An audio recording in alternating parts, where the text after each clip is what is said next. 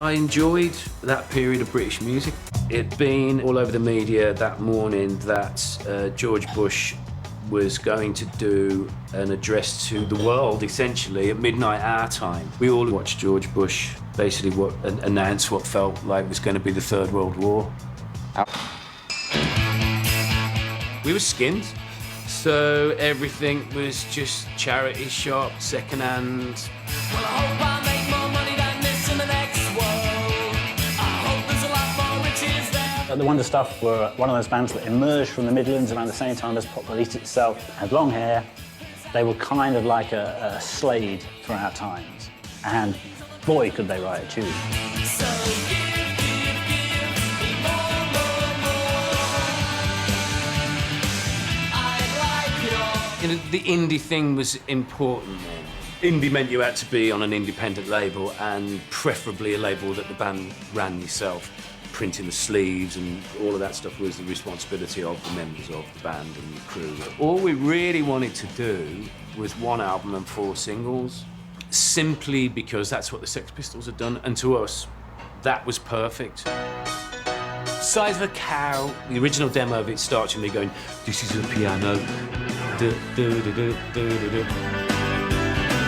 It's gonna be a piano-led, classic camp British single, nodding at the Kinks, at Madness, at Slade. I'd seen an old episode of Banana Splits, the kids' TV show, and part of Banana Splits had this little animated section of the Arabian Nights.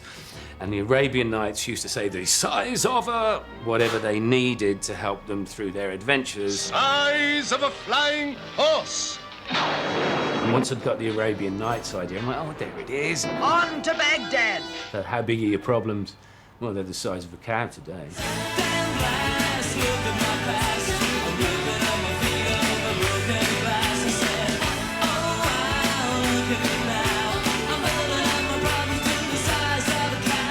Never wanted to do Top of the Pops. None of us did. We'd just spent the last 2 or 3 years in sweaty clubs that just stank of beer and cigarettes, student union bars, and playing to our peers.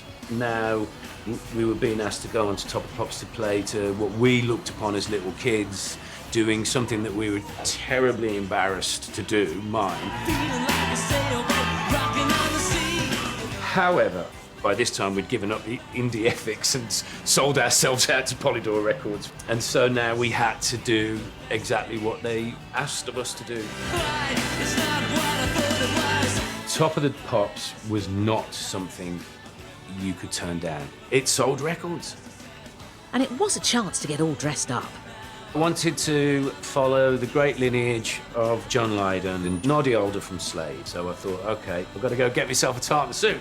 Something garish and ugly. You know, the 80s had been about being gorgeous. We wanted to be the opposite of that. We wanted to be ugly and uncomfortable for people to look at. The saddest thing about it, I knew I looked ridiculous. I hated wearing it.